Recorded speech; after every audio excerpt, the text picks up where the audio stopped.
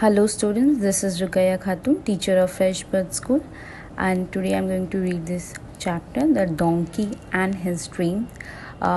This is for class 4, chapter 3.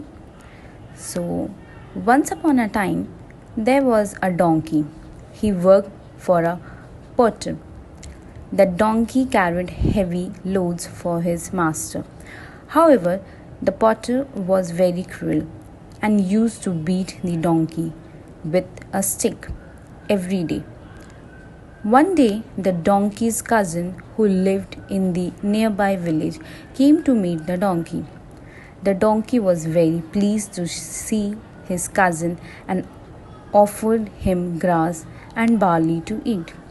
His cousin liked the donkey's place and decided to stay on for a day or two.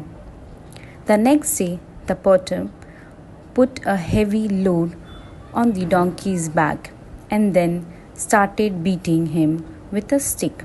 The donkey's cousin had never seen such hard beating in his whole life. In the evening, the cousin asked the donkey, "My dear brother, please tell me, do you get beaten up like this every day?" Trying to smile, the donkey said, "Yes, my dear cousin, my master beats me up every day." His cousin asked, "If so, then why do not you leave your master? Why do not you run away? Why is the charm in saying home?" The donkey replied, "You see, the potter has a beautiful daughter." His cousin interpreted, "So, what are you trying to say?" The donkey continued, "Whenever the girl makes a mistake or does not obey her father, the potter says, 'I will marry you off to this donkey.' You can now understand why I am staying at this place. My future is bright here. You see?" The donkey's cousin burst into laughter. He could not believe what the donkey was saying. Laughing, the cousin said, "You are silly, my dear brother. The day will never come when the potter will marry off his daughter to you."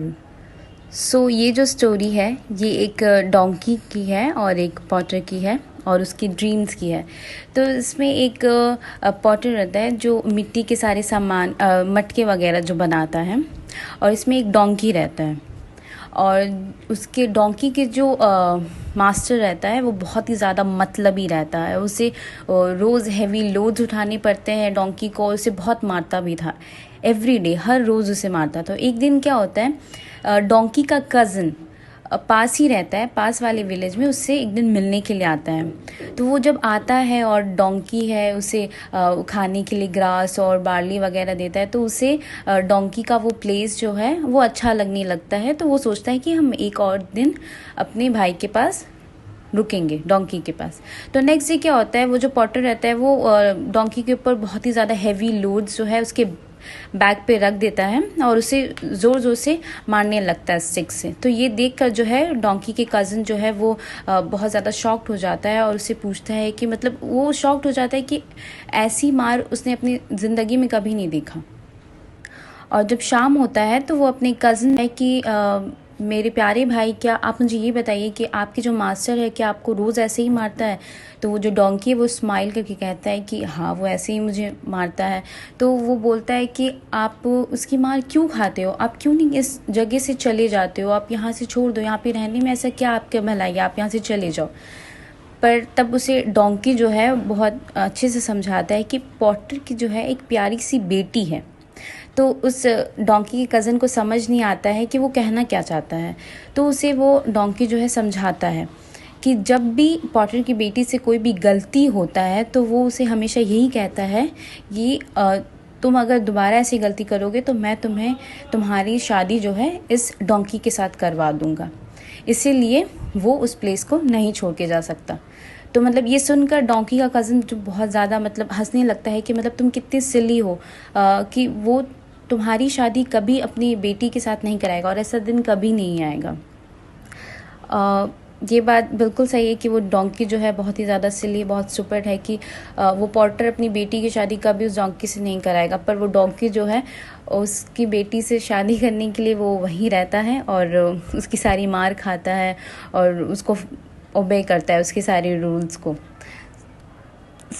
हम लोगों को इस story से यही समझ में आता है कि हम लोगों को ऐसे सिली थॉट्स अपने दिमाग में नहीं रखना चाहिए।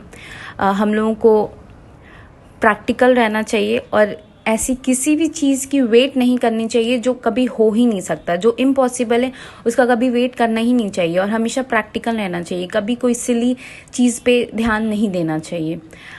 आई होप आप लोगों को भी समझ आया होगा और आप लोग इस चैप्टर को रीड करोगे। Thank you student, bye bye.